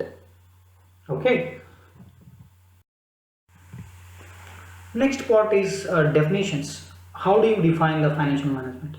My dear friends, the term financial management according to Hogaland defines the financial management deals with how the corporation obtains the funds and how it uses them. The basic question is how the business enterprises collected the funds, when to collect, how to collect, where to collect. This is the question. ಅಂದರೆ ಎಲ್ಲಿ collect ಮಾಡಬೇಕು, ಯಾವ ರೀತಿ collect ಮಾಡಬೇಕು, ಯಾವಾಗ collect ಮಾಡಬೇಕು funds ಅನ್ನೋದು ಕೂಡ ಭಾಳ ಇಂಪಾರ್ಟೆಂಟ್ ಆಗಿರ್ತಕ್ಕಂಥ ಒಂದು ಕೆಲಸ. ಇಲ್ಲಿ ಕಲೆಕ್ಟ್ ಮಾಡಿರ್ತಕ್ಕಂಥ ಹಣಕಾಸಿನ ಸಂಪನ್ಮೂಲಗಳನ್ನು ಹೇಗೆ ಯೂಸ್ ಮಾಡ್ತೀವಿ ಅನ್ನೋದು ಇದೆಯಲ್ಲ, ಅದು ಫೈನಾನ್ಷಿಯಲ್ ಮ್ಯಾನೇಜ್ಮೆಂಟ್. ಇದು ಹೋಗಲ್ಯಾಂಡ್ ಅನ್ನೋರು ಹೇಳಿದ್ದಾರೆ. Next, according to JL Massey, financial management is the operational activity of business that is responsible for obtaining and effectively utilizing the funds necessary for efficient operations. For the purpose of making or maintaining efficient operations, effective utilization of funds is inevitable, or is most important point is effective utilization of funds. Then only the necessary efficient operations will going easy. ಅಂದರೆ financial management ಅನ್ನೋದು ಒಂದು financial management is the operational activity. ಇದು operational activity ಆಗಿದೆ. ಯಾವುದಕ್ಕೆ ಸಂಬಂಧಪಟ್ಟಂಗೆ, ವ್ಯವಹಾರಕ್ಕೆ ಸಂಬಂಧಪಟ್ಟಂಗೆ. It is most responsible for financial management is the operational activities of every business enterprises that is responsible. Its main responsible towards how obtaining and utilizing the funds in effective way. After using the effective way, what are the necessary operations took place? ಇದು definitions ಅನ್ನು ಕೊಟ್ಟಿರತಕ್ಕಂಥದ್ದು according to JL Massey. Financial management ಅನ್ನೋದು operational activity ಆಗಿದೆ, ಒಂದು ವ್ಯವಹಾರಕ್ಕೆ ಸಂಬಂಧಪಟ್ಟಿದ್ದು. ಇದು responsible, ಇದಕ್ಕೊಂದು ಜವಾಬ್ದಾರಿ ಇದೆ. ಇದು ಅಂದರೆ ಇದು ಆನ್ಸರ್ ಮಾಡ್ತಕ್ಕಂಥ ಒಂದು ವ್ಯವಸ್ಥೆಯನ್ನು ಹೊಂದಿದೆ. ಫೈನಾನ್ಷಿಯಲ್ ಮ್ಯಾನೇಜ್ಮೆಂಟ್ ಅನ್ನೋದು ಹೇಗೆ ಅಂತ ಹೇಳಿದ್ರೆ ಆಕ್ಟಿವಿಟೀಸ್ ಒಬ್ಟೇನಿಂಗ್ ಮತ್ತು ಎಫೆಕ್ಟಿವ್ಲಿ ಯುಟಿಲೈಸಿಂಗ್ ಆಫ್ ಫಂಡ್ಸನ್ನು ಎಫೆಕ್ಟಿವ್ ಆಗಿ ಪರಿಣಾಮಕಾರಿಯಾಗಿ ಉಪಯೋಗ ಮಾಡ್ತಕ್ಕಂಥದ್ದು ಮತ್ತು ಪಡ್ಕೊಂಡ ನಂತರ ಅದರ ಸಂಗ್ರಹಿಸಿದ ನಂತರ ಅಂದರೆ ಫಂಡ್ಸನ್ನು ನಿಧಿಗಳನ್ನು ಸಂಗ್ರಹಿಸಿದ ನಂತರ ಅದನ್ನು ಪರಿಣಾಮಕಾರಿಯಾಗಿ ಉಪಯೋಗಿಸಿದ ನಂತರ ಅದರ ಉಪಯೋಗ ಮಾಡ್ಕೋಬೇಕು. ಅದನ್ನು ಪಡ್ಕೊಂಡಿರ್ತಕ್ಕಂಥ ಹಣಕಾಸಿನ ಒಂದು ಫೈನಾನ್ಸನ್ನು ದಿನನಿತ್ಯ ನಡೀತಕ್ಕಂಥ ಆಗು ಹೋಗುಗಳಿಗೆ ಅದನ್ನು ಸಮರ್ಪಕವಾಗಿ ಉಪಯೋಗಿಸಬೇಕು ಅನ್ನೋದ್ರ ಬಗ್ಗೆ ಉಪಯೋಗಿಸ್ತಕ್ಕಂಥ ಒಂದು ಕ್ರಿಯೆಗೆ financial management. Next, over and upon are of the opinion that financial management is the application of planning and control functions to the finance function. This is a wonderful definition given by Howard and upon. Their opinion, the opinion state that financial management is the application. I mean, it has scope towards planning and control the functions which are relating to the finance function. ಇಲ್ಲಿ ಓವರ್ಡ್ ಮತ್ತು upon ಅವ್ರು ಏನು ಹೇಳ್ತಿದ್ದಾರೆ ಅಂದರೆ financial management ಅನ್ನೋದು application ಆಗಿ ಕಾರ್ಯ ಮಾಡ್ತದೆ. ತನ್ನದಾಗಿರ್ತಕ್ಕಂಥ ಒಂದು ಕ್ಷೇತ್ರವನ್ನು ಬೆಳೆಸ್ತಾ ಅಂದರೆ ತನ್ನದಾಗಿರ್ತಕ್ಕಂಥ ಒಂದು ವ್ಯಾಪ್ತಿಯನ್ನು ಈ ಪ್ಲಾನಿಂಗ್ ಯೋಜನೆ ಮಾಡೋದ್ರ ಮೂಲಕ ಅಂದರೆ ಯೋಜಿಸುವಿಕೆಯಲ್ಲಿ ಇದೊಂದು ಅಪ್ಲಿಕೇಶನ್ ಆಗಿ ಮತ್ತು ಫೈನಾನ್ಸಿಂಗ್ ಫಂಕ್ಷನ್ನಲ್ಲಿ ಇದೊಂದು ನಿಯಂತ್ರಣ ಮಾಡ್ತಕ್ಕಂಥ ಒಂದು ತನ್ನದಾಗಿರ್ತಕ್ಕಂಥ ಕಾರ್ಯ ಒಂದು ಚಾಪವನ್ನು ಮೂಡಿಸ್ತಕ್ಕಂಥ ಒಂದು ಪ್ರಕ್ರಿಯೆ ಏನಿದೆ ಅದಕ್ಕೆ ನಾವು ಫೈನಾನ್ಷಿಯಲ್ ಮ್ಯಾನೇಜ್ಮೆಂಟ್ ಅಂತ ಕರಿತೀವಿ ಅಂತ ಇವರಿಷ್ಟು ಡೆಫಿನೇಷನ್ಸನ್ನು ಕೊಟ್ಟಿದ್ದಾರೆ. Next our learning talk will continues. ಮತ್ತು ನಮ್ಮದು ಇನ್ನೂ ಉಳಿದಿರ್ತಕ್ಕಂಥ ಭಾಗ objectives. What are the objectives? ನಮಗೆ ಮೀನಿಂಗ್ ಗೊತ್ತಾಯಿತು, ಡೆಫಿನೇಷನ್ಸ್ ಗೊತ್ತಾಯಿತು, ಇಂಟ್ರಡಕ್ಷನ್ ಪಾರ್ಟ್ ಗೊತ್ತಾಯಿತು, ಇಂದಿನ ತರಗತಿಯಲ್ಲಿ ಏನೆಲ್ಲ ಡಿಸ್ಕಸ್ ಮಾಡಿದ್ವಿ ಅನ್ನೋದು ಗೊತ್ತಾಯಿತು. ನೆಕ್ಸ್ಟ್ ಬಂದು what are the objectives of financial management. ಇಲ್ಲಿ ಎರಡು ಥರದ ಆಬ್ಜೆಕ್ಟಿವ್ಸ್ ಇದೆ, ಒಂದು ಪ್ರಾಫಿಟ್ ಮ್ಯಾಕ್ಸಿಮೇಷನ್, ಒಂದು ವೆಲ್ತ್ ಮ್ಯಾಕ್ಸಿಮೇಷನ್, ಇನ್ನೂ ಅದರ್ ಆಬ್ಜೆಕ್ಟಿವ್ಸ್ ಇದೆ. ಸೊ ಇವು ನಾವು ಗೋಲ್ಸ್ ಆಫ್ ಫೈನಾನ್ಷಿಯಲ್ ಮ್ಯಾನೇಜ್ಮೆಂಟ್ ಅಂತ ಕೂಡ ಹೇಳ್ತೀವಿ. So what you mean by profit maximisation? Every business enterprise has its own profit margin. ಅಂದರೆ ಎಲ್ಲ ವ್ಯವಹಾರ ಸಂಸ್ಥೆಗಳು ತನ್ನದಾಗಿರ್ತಕ್ಕಂಥ ಒಂದು ಲಾಭದ ಉದ್ದೇಶ ಇಟ್ಟುಕೊಂಡೇ ತಮ್ಮ ಒಂದು ವ್ಯಾಪಾರ ಸಂಸ್ಥೆಗಳನ್ನು ಪ್ರಾರಂಭ ಮಾಡ್ತಾರೆ. ಇಲ್ಲಿ ಲಾಭದ ಉದ್ದೇಶ ಒಂದು ವೆಲ್ತ್, ಯೋಗಕ್ಷೇಮವಾಗಿರ್ತಕ್ಕಂಥ ಯೋಗಕ್ಷೇಮದ ಜೊತೆಗೆ ಸಂಪತ್ತಿನ ಉದ್ದೇಶ ಕೂಡ ಬಹಳ important. Here what you mean by profit maximisation? The process of increasing the profit earning capability of the company is referred to has profit maximisation. ಯಾವುದೇ ಒಂದು ಕಂಪನಿಯ ಲಾಭವನ್ನು ಹೆಚ್ಚು ಮಾಡ್ತಕ್ಕಂಥ ಒಂದು ಕ್ರಿಯೆ ಏನಿದೆ, ಲಾಭದ ಪ್ರಮಾಣವನ್ನು ನಿರಂತರವಾಗಿ ಹೆಚ್ಚಿಸುವಂಥ ಕ್ರಿಯೆಗೆ ನಾವು ಪ್ರಾಫಿಟ್ ಮ್ಯಾಕ್ಸಿಮೇಷನ್ ಅಂತ ಕರಿತೀವಿ. It is mainly a short term goal. ಇದು ಅಲ್ಪಾವಧಿಯ ಒಂದು ಉದ್ದೇಶ, ಒಂದು ಗುರಿ ಆಗಿರ್ಬೋದು. And it is primarily restricted to the accounting analysis of the financial year. The which profit earned during the year, it is short term goal, but it is primarily restricted to the calculation of profit during financial year or during the accounting year or previous year or preceding year. ಈ ಒಂದು ಗಳಿಸ್ತಕ್ಕಂಥ ಲಾಭ ಅಲ್ಪಾವಧಿ ಆಗಿದ್ರೂ ಕೂಡ ಅದು accounting calculation ವಿಶ್ಲೇಷಣೆ ಮಾಡುವಲ್ಲಿ ಹಿಂದಿನ ವರ್ಷದ ಫೈನಾನ್ಷಿಯಲ್ ಇಯರ್ಗೆ ಸಂಬಂಧಪಟ್ಟಂಗೆ ಇದು ರಿಸ್ಟ್ರಿಕ್ಷನ್ಗೆ ಒಳಪಟ್ಟು ಅದನ್ನು ಹಾಗೆ ಒಂದು ಎಕ್ಸ್ಕ್ಲೂಡ್ ಮಾಡಿ ಬಿಡ್ತಕ್ಕಂಥದ್ದು ಕೂಡ ಒಂದು ಆಬ್ಜೆಕ್ಟಿವ್ ಅಂತ ನಾವು ಹೇಳ್ಬೋದು. ಅಂದರೆ ಇಲ್ಲಿ is primarily restricted to the accounting analysis of the financial year. The profit which is earned during the short term period, it is totally restricted of accounting analysis of the financial year. Financial year always commences from 1st April of the current year and end of the March of the next year. Financial year ಅಂದರೆ ಏನು? ಯಾವಾಗಲೂ ಏಪ್ರಿಲಿಂದ start ಆಗಿ ಮಾರ್ಚಿಗೆ ಮುಗಿತಕ್ಕಂಥ ಈ ವರ್ಷಕ್ಕೆ ಸಂಬಂಧಪಟ್ಟಂಗೆ ಅಲ್ಪಾವಧಿಯಲ್ಲಿ ಗಳಿಸಿರ್ತಕ್ಕಂಥ ಲಾಭವನ್ನು ಲೆಕ್ಕ ಮಾಡುವ ಸಮಯದಲ್ಲಿ ಲೆಕ್ಕದ ಪದ್ಧತಿಯಲ್ಲಿ ಇದನ್ನು ಅಳವಡಿಸದೆ ಅಥವಾ ನಿರ್ಬಂಧಗೊಳಪಡಿಸ್ತಕ್ಕಂಥ ಸಾಧ್ಯತೆಗಳು ಕೂಡ ಜಾಸ್ತಿ ಇರುತ್ತೆ. ಸೊ ಇಷ್ಟೇ ನೀವು ತಿಳ್ಕೊಳ್ಳಿ.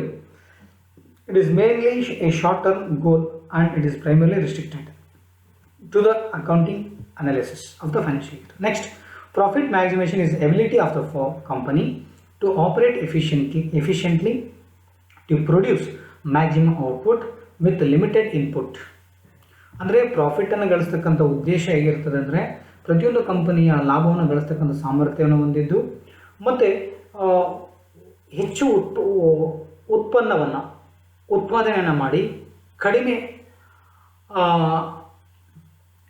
ಕಚ್ಚಾ ವಸ್ತುಗಳನ್ನು ಉಪಯೋಗಿಸಿ ಹೆಚ್ಚು ಪ್ರಮಾಣದಲ್ಲಿ ಉತ್ಪಾದನೆ ಮಾಡ್ತಕ್ಕಂಥ ಒಂದು ಕ್ರಿಯೆ ಏನಿದೆ, ಇದರಿಂದ ಲಾಭದ ಪ್ರಮಾಣ ಹೆಚ್ಚುವಂಥ ಸಾಧ್ಯತೆ ಇರ್ತದೆ.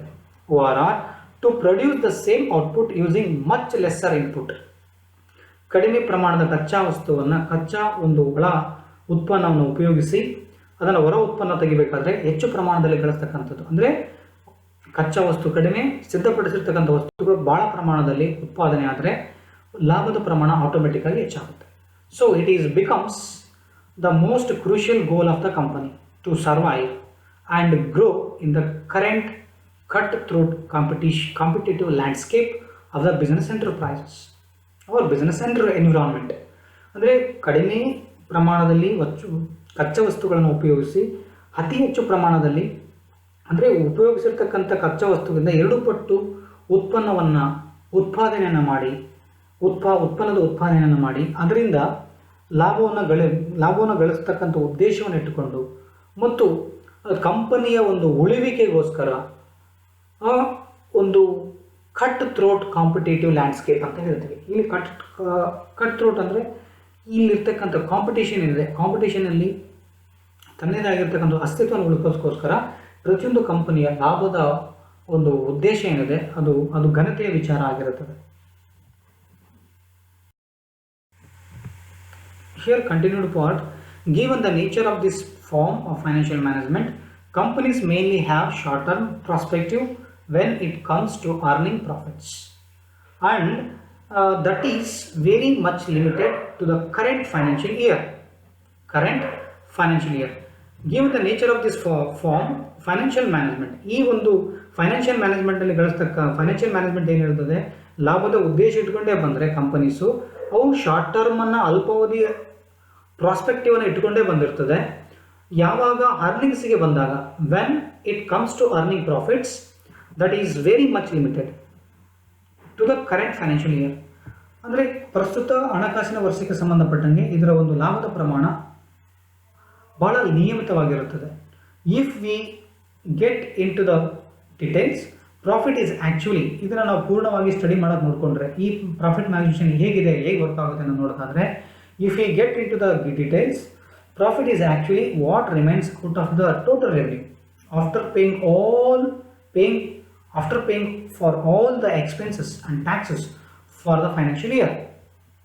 ಅಂದರೆ ಒಂದು ಹಣಕಾಸಿನ ವರ್ಷಕ್ಕೆ ಸಂಬಂಧಪಟ್ಟಂಗೆ ನಾವು ಕೊಡಬೇಕಾಗಿರ್ತಕ್ಕಂಥ ಖರ್ಚುಗಳನ್ನೆಲ್ಲ ಕೊಟ್ಟಾದಮೇಲೆ ಇನ್ನು ಅಮೌಂಟ್ ಎಷ್ಟು ಉಳಿದಿದೆ ಅನ್ನೋದ್ರ ಮೇಲೆ ಪ್ರಾಫಿಟ್ ನಿರ್ಧಾರ ಆಗ್ತದೆ.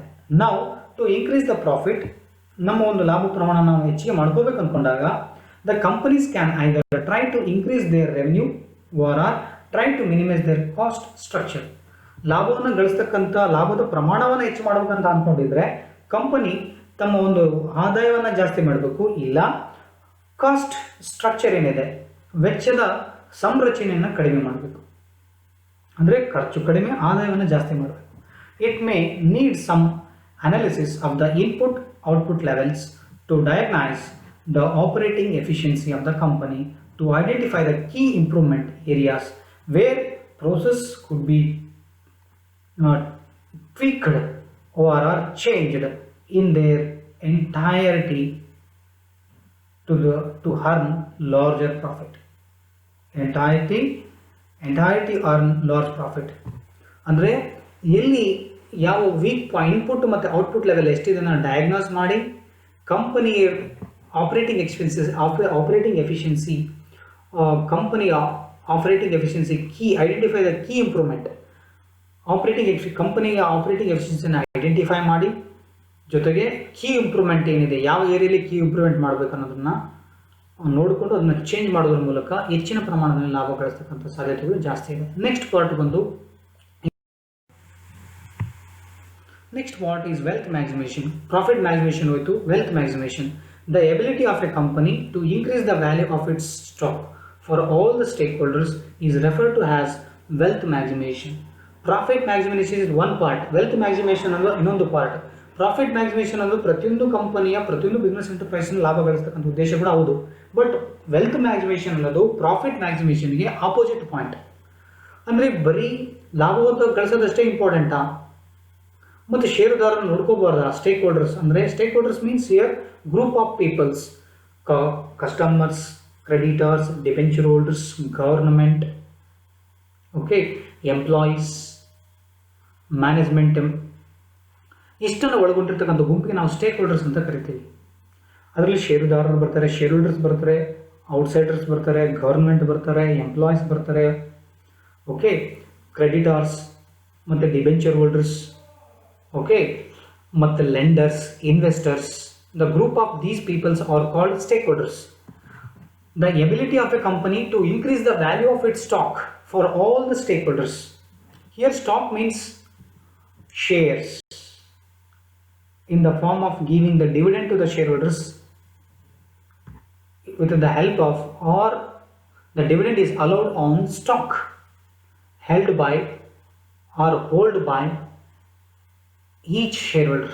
ಪ್ರತಿಯೊಬ್ಬ ಷೇರುದಾರ ತಾನು ಹೊಂದಿರತಕ್ಕಂಥ ಷೇರುಗಳ ಮೊತ್ತದ ಮೇಲೆ ಕೆಲವೊಂದು ಕಂಪನಿಗಳು ಪ್ರತಿ ವರ್ಷ ಗಳಿಸ್ತಕ್ಕಂಥ ಲಾಭದಲ್ಲಿ ಒಂದು ಭಾಗವನ್ನು ಷೇರುದಾರರಿಗೆ ಲಾಭಾಂಶವನ್ನಾಗಿ ಕೊಡ್ತಾರೆ. ಇಲ್ಲಿ ಕಂಪನಿಯ ವ್ಯಾಲ್ಯೂವನ್ನು ಇನ್ಕ್ರೀಸ್ ಮಾಡ್ತಕ್ಕಂಥದ್ದು. Stock increase the value of it stock for all the stake holders. Stake holders ಅಂತ ಹೇಳಿದ್ನಲ್ಲ, ಎಲ್ಲ ಸ್ಟೇಕ್ ಹೋಲ್ಡರ್ಸ್, ಎಂಪ್ಲಾಯೀಸ್, ಮ್ಯಾನೇಜ್ಮೆಂಟ್ ಇರ್ಬೋದು, ಗವರ್ಮೆಂಟ್ ಇರ್ಬೋದು, ಇನ್ವೆಸ್ಟರ್ಸ್ ಇರ್ಬೋದು, ಕ್ರೆಡಿಟರ್ಸ್ ಇರ್ಬೋದು, ಡಿಬೆಂಚರ್ ಹೋಲ್ಡರ್ಸ್ ಇರ್ಬೋದು, ಇವರೆಲ್ಲರ ಒಂದು ವ್ಯಾಲ್ಯೂವನ್ನು ಸ್ಟಾಕ್ ರೂಪದಲ್ಲಿ, ಷೇರುಗಳ ರೂಪದಲ್ಲಿ ಹೆಚ್ಚಿಗೆ, ಅಂದರೆ ಅವರ ಒಂದು ಸ್ಟಾಕ್ ವ್ಯಾಲ್ಯೂವನ್ನು ಇನ್ಕ್ರೀಸ್ ಮಾಡ್ತಕ್ಕಂಥದ್ದು wealth maximisation. It is a long term, that is short term. Profit maximisation ಅನ್ನೋದು ಲಾಂಗ್ ಟರ್ಮ್ ಆದರೆ, ಇದು ವೆಲ್ತ್ ಮ್ಯಾಕ್ಸಿಮೈಸೇಷನ್ ಅನ್ನೋದು ದೀರ್ಘಾವಧಿಗೆ ಸಂಬಂಧಪಟ್ಟಿರ್ತಕ್ಕಂಥ ಒಂದು ಗುರಿ ಆಗಿದೆ. And it is a long term goal and involves multiple external factors like sales, products, services, market share. The main purpose of the wealth maximization is it is a long term goal and it involves and it increases the value of stock for all stakeholders. Along with it involves many factors like sales, products, services, market shares. ಇಷ್ಟು ಅಂಶಗಳನ್ನು ಒಳಗೊಂಡಿರ್ತಕ್ಕಂಥದ್ದು, ಅಂದರೆ long term ದೀರ್ಘಾವಧಿಯ ಉದ್ದೇಶನ ಒಳಗೊಂಡಿರ್ತಕ್ಕಂಥದ್ದು. ಇದು external ಫ್ಯಾಕ್ಟರ್ಸ್ಗಳನ್ನ ಕೂಡ ಒಳಗೊಂಡಿದೆ. ಮಾರಾಟ ಮಾಡೋದಾಗಲಿ, ಹೇಗೆ ಮಾರಾಟ ಮಾಡಬೇಕು, ವಸ್ತುಗಳನ್ನು ಹೇಗೆ ಉತ್ಪಾದಿಸಬೇಕು, ಸರ್ವಿಸನ್ನು ಹೇಗೆ ಕೊಡಬೇಕು, ಮಾರ್ಕೆಟ್ನಲ್ಲಿ ಶೇರ್, ಕಂಪನಿಯ ಒಂದು ಷೇರು ಅಥವಾ ಬಿಸ್ನೆಸ್ ಎಂಟರ್ಪ್ರೈಸ್ ಶೇರನ್ನು ಒಂದು ಅದರ ಅಂದರೆ ಶೇರ್ ಅಂದರೆ ಪಾಲು ಅಂತ ಹೇಳ್ತೀವಿ. ಮಾರ್ಕೆಟ್ ಶೇರ್, ಮಾರ್ಕೆಟ್ನಲ್ಲಿ ತನ್ನದಾಗಿರ್ತಕ್ಕಂಥ ಪಾಲು ಏನಿದೆ ಅದನ್ನು ಹಾಗೆ ಮೇಂಟೈನ್ ಮಾಡ್ಕೊಂಡು ಹೋಗ್ತಕ್ಕಂಥ, ಮಾರ್ಕೆಟಲ್ಲಿ ತನ್ನದೇ ಆಗಿರ್ತಕ್ಕಂಥ ಒಂದು ಏನು ಸ್ಟೇಟಸನ್ನು ಮೇಂಟೈನ್ ಮಾಡ್ಕೊಂಡು ಹೋಗ್ತಕ್ಕಂಥ ಸ್ಥಿತಿ ಬಗ್ಗೆ ಹೇಳ್ತಕ್ಕಂಥದ್ದು wealth maximisation. Wealth maximization is the ability of the company. Wealth maximization is the ability of the company to increase the value for stakeholders of the company, mainly through an increase in the market price of the company share over some time. ಅಂದರೆ wealth maximisation ಅನ್ನೋದು ಕಂಪನಿಯ ಒಂದು ability of the company to increase the value of the stake holders. ಎಲ್ಲ stake ಹೋಲ್ಡರ್ಸ್ನ ಒಂದು ವ್ಯಾಲ್ಯೂವನ್ನು increase ಮಾಡೋದಕ್ಕೋಸ್ಕರ company ಇರ್ತಕ್ಕಂಥ ಎಲ್ಲ ಸ್ಟೇಕ್ ಹೋಲ್ಡರ್ಸ್ನ ಒಂದು ವ್ಯಾಲ್ಯೂವನ್ನು ಇಂಪ್ರೂವ್ ಮಾಡೋದ್ರ ಜೊತೆಗೆ ಮಾರ್ಕೆಟ್ನಲ್ಲಿ ಕಂಪನಿಯ ಷೇರಿನ ಪ್ರೈಸನ್ನು ಇನ್ಕ್ರೀಸ್ ಮಾಡೋ ದೃಷ್ಟಿಯಿಂದ ಈ ವೆಲ್ತ್ ಮ್ಯಾಗ್ನಿಮೇಷನ್ ಅದು ಒಂದು ಮೇಜರ್ ಪಾರ್ಟ್ ಆಗಿ ಹೊರಹೊಮ್ಮಿದೆ. The value depends upon several tangible and intangible factors. ಅಂದರೆ ಸಂಸ್ಥೆಯ ಒಂದು ಮೌಲ್ಯ ಅನ್ನೋದು ಕಣ್ಣಿಗೆ ಕಾಣ್ತಕ್ಕಂಥ ಮತ್ತು ಕಣ್ಣಿಗೆ ಕಾಣದೇ ಇರತಕ್ಕಂಥ ಕೆಲವೊಂದು ಫ್ಯಾಕ್ಟರ್ಸ್, ಕೆಲವೊಂದು ಅಂಶಗಳ ಮೇಲೆ ನಿಂತಿದೆ. ಎಕ್ಸಾಂಪಲ್ ಸೇಲ್ಸ್ ಇರ್ಬೋದು, ಕ್ವಾಲಿಟಿ ಆಫ್ ಪ್ರಾಡಕ್ಟ್ಸ್ ಇರ್ಬೋದು, ಸರ್ವಿಸ್ ಇರ್ಬೋದು. ಇಷ್ಟು ಅಂಶಗಳು ವೆಲ್ತ್ ಮ್ಯಾಗ್ನಿಮೇಷನ್ ಒಳಗೊಂಡಿದೆ. ಇನ್ನು ಉಳಿದಿರ್ತಕ್ಕಂಥದ್ದು ನೋಡೋಣ. Next, it is mainly achieved throughout the long term. It is mainly achieved throughout the long term as it is requires the company to attain a leadership position. The main objective of wealth maximization is it achieves, or it mainly achieved throughout the long term as it is requires the company to attain the leadership position, which is turn translates to a larger market share and higher share price, ultimately benefiting all the stakeholders of the company. After reaching the leadership position in the market, or it expand the larger market share or higher price, ultimately it's benefiting benefiting all the stakeholders of the company. ಅಂದರೆ ಯಾವಾಗ ಒಂದು ಈ wealth maximisation ಉದ್ದೇಶ ಇಟ್ಟುಕೊಂಡೇ ಕಂಪನಿಗಳು business ಎಂಟರ್ಪ್ರೈಸಸ್ಗಳು ಮುನ್ನೋಗ್ತಾ ಹೋದರೆ ultimate ಆಗಿ ಅಂದರೆ leadership ಪೊಸಿಷನನ್ನು ಹಾಗೆ ಉಳಿಸ್ಕೊಂಡು ಹಾಗೆ ಮಾರ್ಕೆಟಲ್ಲಿ ಹೋದರೆ ಅಲ್ಟಿಮೇಟ್ ಆಗಿ ಶೇರಿನ ಬೆಲೆ ಮಾರ್ಕೆಟ್ನಲ್ಲಿರ್ತಕ್ಕಂಥ ನಮ್ಮ ಒಂದು ಕಂಪನಿಯ ಶೇರಿನ ಬೆಲೆ ಹೆಚ್ಚಾಗ್ತಾ ಹೋದಂತೆಲ್ಲ ಆ ಒಂದು ಕಂಪನಿಯಲ್ಲಿರ್ತಕ್ಕಂಥ ಇನ್ವೆಸ್ಟರ್ಸ್, ಸ್ಟೇಕ್ ಹೋಲ್ಡರ್ಸ್ ಅಂತ ಏನು ಹೇಳ್ತೀವಿ, ಇನ್ವೆಸ್ಟರ್ಸ್, ಶೇರ್ ಹೋಲ್ಡರ್ಸ್, ಎಂಪ್ಲಾಯೀಸ್ ಮತ್ತು ಡಿಬೆಂಚರ್ ಹೋಲ್ಡರ್ಸ್, ಕ್ರೆಡಿಟರ್ಸ್ ಮತ್ತು ಗೌರ್ಮೆಂಟ್ ಏನಿದೆ ಇಷ್ಟು ಜನಕ್ಕೂ ಅಂದರೆ ಇಷ್ಟು ಗ್ರೂಪ್ ಆಫ್ ಪೀಪಲ್ಸ್ಗೂ ಬೆನಿಫಿಟ್ ಆಗೋ ಸಾಧ್ಯತೆಗಳು ಭಾಳ ಇದೆ. To be more specific, the universally accepted goal of a business entity has been to increase the wealth for the shareholders of the company, as they are the actual owners of the company who have invested their capital, given the risk inherent in the business of the company with expectations of higher returns. ಅಂದರೆ ಈಗ ಸಾಮಾನ್ಯವಾಗಿ ಎಲ್ಲರೂ ಒಪ್ಕೊಳ್ತಕ್ಕಂಥ ಮಾತು ಏನಂದರೆ, ಪ್ರತಿಯೊಂದು ಕಂಪನಿಯ ಉದ್ದೇಶ ಷೇರುದಾರರ ವೆಲ್ತ್ ಜೊತೆಗೆ ಕಂಪನಿಯಲ್ಲಿರ್ತಕ್ಕಂಥ actual owners, real owners are equity shareholders, ಇವರ ಒಂದು ಹೂಡಿಕೆ ಏನು ಮಾಡಿರ್ತಾರೆ ಹಣ, ಕ್ಯಾಪಿಟಲ್, ಆ ಕ್ಯಾಪಿಟಲ್ಗೆ ರಿಸ್ಕನ್ನು ಮೂಲವಾಗಿರ್ತಕ್ಕಂಥ ರಿಸ್ಕ್ ಇನ್ಹೆರಿಟೆಂಟ್ ಏನು ಹೇಳ್ತೀವಿ, ಮೂಲವಾಗಿರ್ತಕ್ಕಂಥದ್ದು. ಇನ್ಹೆರಿಟೆಂಟ್ ಮೀನ್ಸ್ ಮೂಲವಾಗಿರ್ತಕ್ಕಂಥ ಅಂತರ್ಗತವಾಗಿರ್ತಕ್ಕಂಥ ಮೂಲ ಸ್ವರೂಪ ಅಥವಾ ಅಂತರ್ನಿಷ್ಠ ರಿಸ್ಕನ್ನು ಹೊರಬರಲಿಕ್ಕೆ ಅಥವಾ ಈ ರಿಸ್ಕಿಂದ ಹೊರ ಬಂದು ಹೈಯರ್ ರಿಟರ್ನ್ಸನ್ನು ಪಡೆದುಕೊಳ್ಳುವಲ್ಲಿ ಈ ವೆಲ್ತ್ ಮ್ಯಾಕ್ಸಿಮೈಸೇಷನ್ನು ಷೇರುದಾರರಿಗೆ, ರಿಯಲ್ ಓನರ್ಸ್ ಆಫ್ ದ ಕಂಪನಿಗೆ ಮತ್ತು ಈ ಯೂನಿವರ್ಸಲಿ ಆಕ್ಸೆಪ್ಟೆಡ್ ಅಂದರೆ ಸಾಮೂಹಿಕವಾಗಿ ಅಕ್ಸೆಪ್ಟ್ ಮಾಡಿರ್ತಕ್ಕಂಥ, ಸ್ವೀಕರಿಸಿರ್ತಕ್ಕಂಥ ಒಂದು ಮಾತು ಅಂತ ಹೇಳಿದ್ರೆ, ಅಂದರೆ ನಾವು ಒಪ್ಕೊಳ್ಬೇಕು, ಯೂನಿವರ್ಸಲಿ ಎಲ್ಲರೂ ಸಾಮೂಹಿಕವಾಗಿ ಒಪ್ಕೊಳ್ತಕ್ಕಂಥ ಮಾತು ಏನಂದರೆ ಇಷ್ಟೇ, ಒಂದು ಕಂಪನಿಯ ಷೇರುದಾರರ ವೆಲ್ತು ಜೊತೆಗೆ ಆ ಕಂಪನಿಯಲ್ಲಿರ್ತಕ್ಕಂಥ ನಿಜವಾದ ಮಾಲೀಕರಿಗೆ ರಿಸ್ಕಿಂದ ಹೊರಬಂದು ಅವರು ಹೂಡಿಕೆ ಮಾಡಿರ್ತಕ್ಕಂಥ ಹಣ ಏನಿದೆ, ಬಂಡವಾಳ ಇದೆ, ಆ ಬಂಡವಾಳದ ಮೇಲೆ ಅತಿ ಹೆಚ್ಚಿನ ಒಂದು ಪ್ರತಿಫಲ ಏನು ರಿಟರ್ನ್ ಆನ್ ಇನ್ವೆಸ್ಟ್ಮೆಂಟ್ ಏನು ಹೇಳ್ತೀವಿ, ಹೂಡಿಕೆ ಮಾಡಿರ್ತಕ್ಕಂಥ ಹಣದ ಮೇಲೆ ಹೆಚ್ಚಿನ ಲಾಭವನ್ನು ಅವರಿಗೆ ಡಿವಿಡೆಂಡ್ ರೂಪದಲ್ಲಾಗಲಿ ಅಥವಾ ಪ್ರಾಫಿಟ್ ರೂಪದಲ್ಲಿ ಹೋಗುವಂತೆ ಮಾಡುವುದರಲ್ಲಿ ಈ ವೆಲ್ತ್ ಮ್ಯಾಕ್ಸಿಮೇಷನ್ ದೀರ್ಘಾವಧಿಯ ಉದ್ದೇಶವನ್ನು ಇಟ್ಟುಕೊಂಡು ಕಂಪನಿಯ ಸಕ್ಸಸ್ಗೆ ಕಾರಣ ಆಗ್ತದೆ. Next, other objectives of financial management. ಇವು ಮೇನ್ ಆಬ್ಜೆಕ್ಟಿವ್ಸ್ ಆಯಿತು. ಮೇನ್ ಆಬ್ಜೆಕ್ಟಿವ್ಸ್ ಬಂದು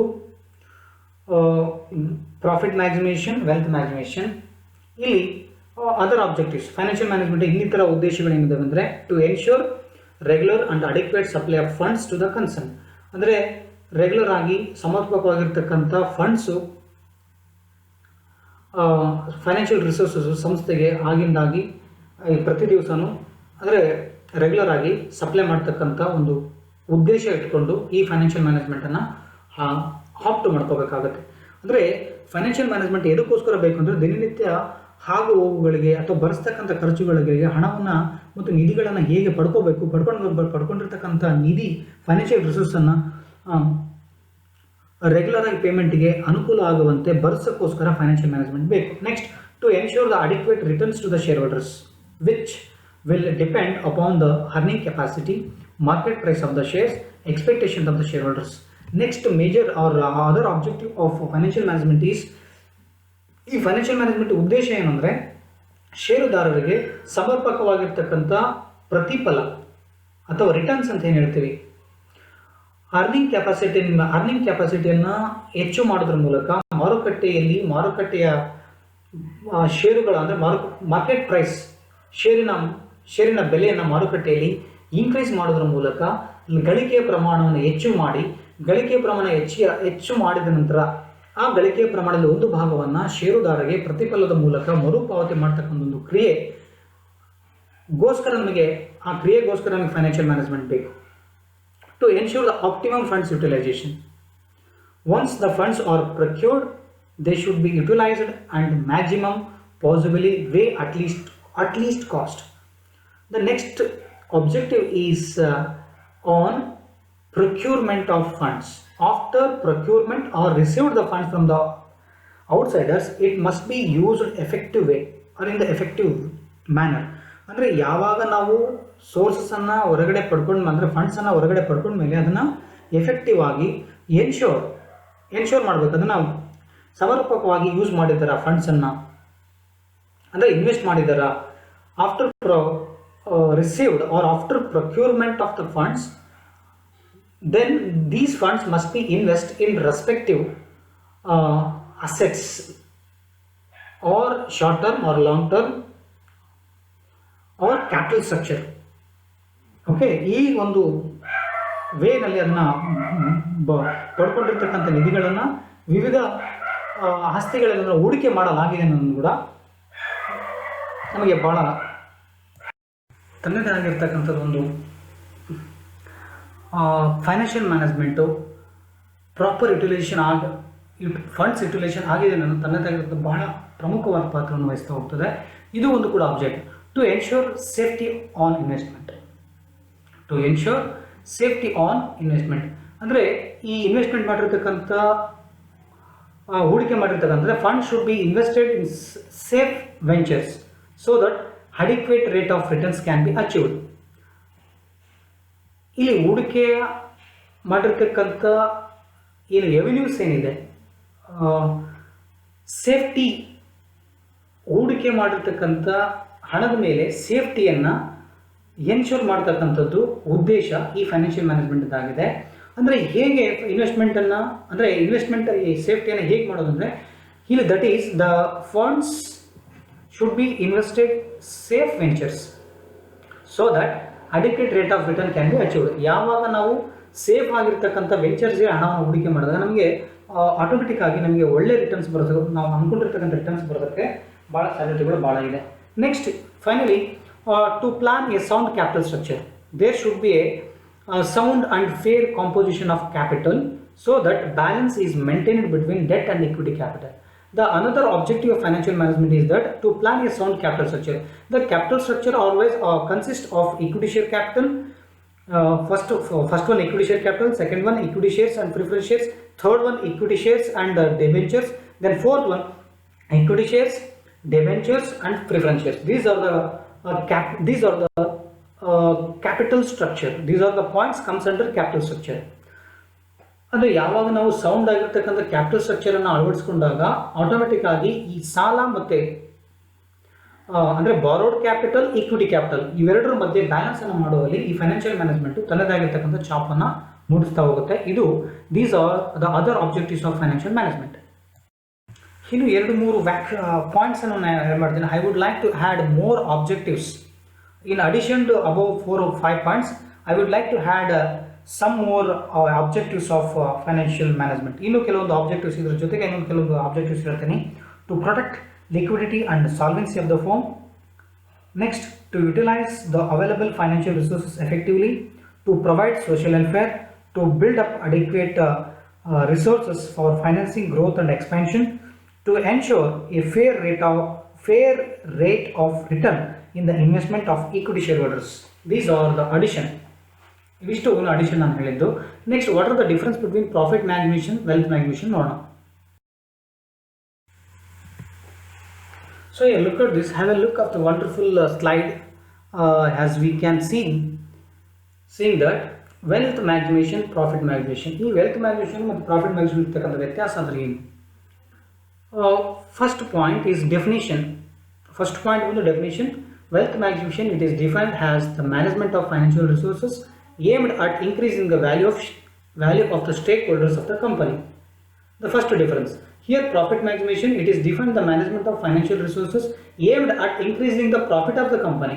ಇದು ಲಾಭದ ಉದ್ದೇಶ ಇಟ್ಟುಕೊಂಡು ಬಂದಿರತಕ್ಕಂಥದ್ದು ಪ್ರಾಫಿಟ್ ಮ್ಯಾಗ್ನಿಷನ್. ಮತ್ತು ವೆಲ್ತ್ ಮ್ಯಾಗ್ನಿಷನ್ ಅಂದ್ರೇನು? ಎಲ್ಲ ಸ್ಟೇಕ್ ಹೋಲ್ಡರ್ಸ್ನ ವ್ಯಾಲ್ಯೂವನ್ನು ಇನ್ಕ್ರೀಸ್ ಮಾಡ್ತಕ್ಕಂಥದ್ದು. ಅಂದರೆ ಫೈನಾನ್ಷಿಯಲ್ ರಿಸೋರ್ಸನ್ನು it is defined as the management of financial resources ಎಲ್ಲ ಹಣಕಾಸಿನ ಸಂಪನ್ಮೂಲಗಳ ನಿರ್ವಹಣೆ ಮಾಡೋದು ಮತ್ತು ಅದರ ಎಲ್ಲ ಸ್ಟೇಕ್ ಹೋಲ್ಡರ್ಸಿನ ಮೌಲ್ಯವನ್ನು, ಅಂದರೆ ಎಲ್ಲ ಕಂಪನಿಲಿರ್ತಕ್ಕಂಥ ಎಲ್ಲ ಸ್ಟೇಕ್ ಹೋಲ್ಡರ್ಸ್ ಅಂದರೆ ಆಲ್ರೆಡಿ ಹೇಳಿದ್ದೀನಿ, employees, debenture holders, creditors, outsiders, investors, government, okay, customers, ಇಷ್ಟು ವ್ಯಕ್ತಿಗಳನ್ನು ಹೊಂದಿರತಕ್ಕಂಥ ಗುಂಪಿಗೆ ನಾವು ಸ್ಟೇಕ್ ಹೋಲ್ಡರ್ಸ್ ಅಂತ ಹೇಳ್ತೀವಿ. ಈ ಎಲ್ಲ ಸ್ಟೇಕ್ ಹೋಲ್ಡರ್ಸನ್ನು, ಕಂಪನಿ ಇರ್ತಕ್ಕಂಥ ಸ್ಟೇಕ್ ಹೋಲ್ಡರ್ಸನ್ನು ವ್ಯಾಲ್ಯೂವನ್ನು ಇನ್ಕ್ರೀಸ್ ಮಾಡೋದೈತಲ್ಲ, ಅದು wealth maximisation. But profit maximisation ಏನು? ಫೈನಾನ್ಷಿಯಲ್ ರಿಸೋರ್ಸನ್ನು aimed at increasing the profit, ಕಂಪನಿಯ ಲಾಭವನ್ನು ಇನ್ಕ್ರೀಸ್ ಮಾಡ್ತಕ್ಕಂಥ ಉದ್ದೇಶ ಇಟ್ಕೊಂಡು ಬಂದಿರತಕ್ಕಂಥ profit maximisation. Next, focuses on increasing the value of the stakeholders of the company in the long term. As we already discussed in the meaning of wealth maximization and profit maximization. ಇದನ್ನು already ನಾವು wealth management, profit maximisation meaning discuss ಮಾಡಬೇಕಾದ್ರೆ ಇದನ್ನು ಹೇಳಿದ್ದೀವಿ. ಅದೇ points ಇದೆ. ಈ wealth maximisation focus ಆಗೋದು long term, ದೀರ್ಘಾವಧಿಗೆ ಸಂಬಂಧಪಟ್ಟಿರ್ತಕ್ಕಂಥ ಸ್ಟೇಕ್ ಹೋಲ್ಡರ್ಸಿನ ವ್ಯಾಲ್ಯೂವನ್ನು ದೀರ್ಘಾವಧಿಗೆ ಸಂಬಂಧಪಟ್ಟಂಗೆ ಇನ್ಕ್ರೀಸ್ ಮಾಡ್ತಕ್ಕಂಥ ಉದ್ದೇಶವನ್ನು ಇಟ್ಕೊಂಡು ಬಂದಿದೆ. Second point, under wealth maximisation focuses on increasing the value of the stake holders of the company in the long run. But under profit maximisation focuses on increasing the profit of the company in the short term. Okay, ಅಂದರೆ profit ಮ್ಯಾಕ್ಸಿಮೇಷನು ಅಲ್ಪಾವಧಿಗೆ ಸಂಬಂಧಪಟ್ಟಿರ್ತಕ್ಕಂಥ ಲಾಭವನ್ನು ಹೆಚ್ಚು ಮಾಡುವ ಉದ್ದೇಶ ಇಟ್ಕೊಂಡು ಬಂದಿರೋದು profit maximisation. ಇದು ದೀರ್ಘಾವಧಿಯ stake ಹೋಲ್ಡರ್ಸಿನ ವ್ಯಾಲ್ಯೂವನ್ನು ಇನ್ಕ್ರೀಸ್ ಮಾಡುವ ಉದ್ದೇಶ ಇಟ್ಕೊಂಡು ಬಂದಿರೋದು. ಇದು ಲಾಂಗ್ ಟರ್ಮ್, ಇದು short term. Next, it's considers under third one wealth maximisation. Under third wealth maximisation, it considers the risk and uncertainty inherent in the business model of the company. But here, under profit maximization, it doesn't consider the risk and uncertainty inherent in the business model of the company. It means the wealth maximization considers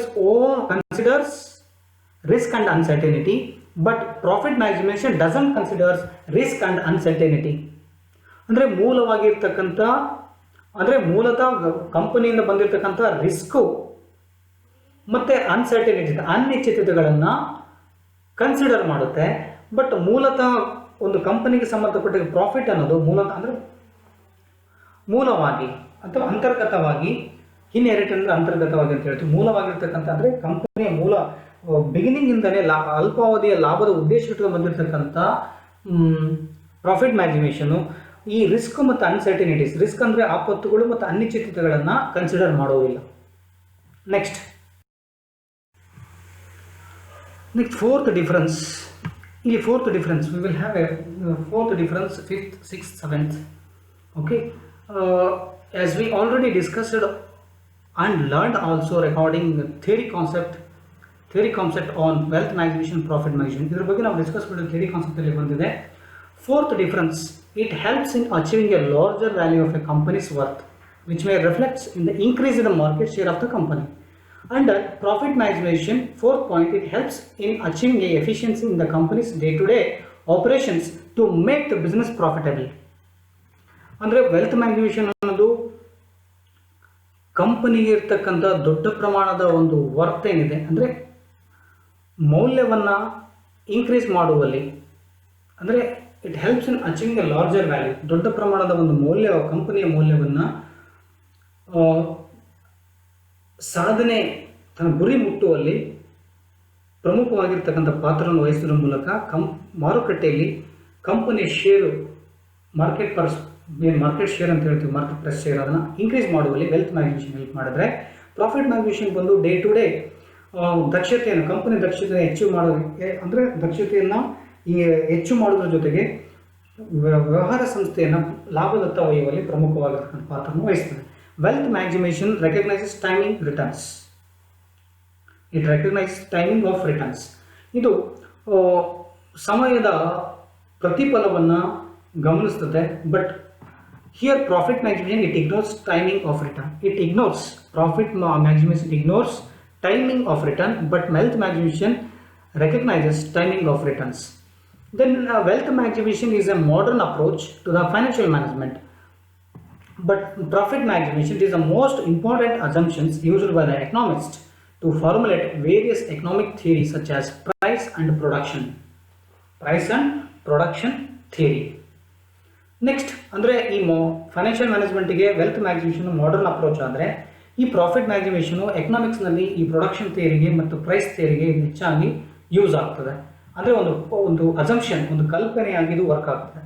next wealth maximisation, it is used to increase the current net value of the business.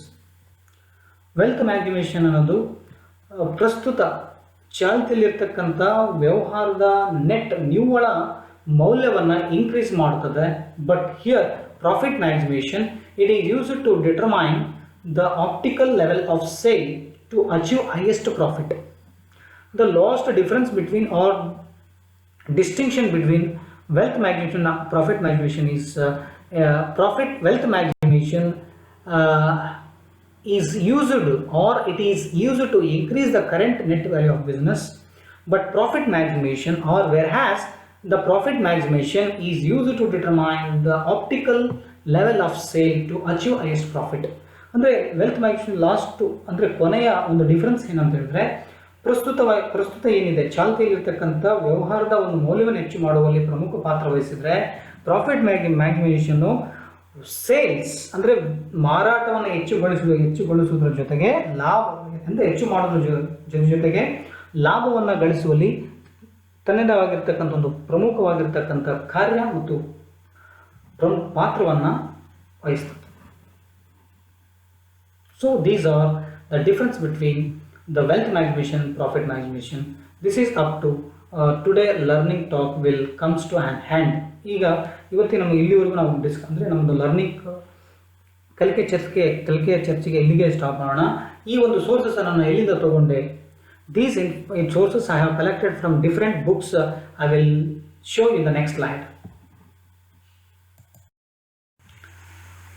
Today our presentation or theory or information I have got or gathered from these textbook, from these textbooks or these resources.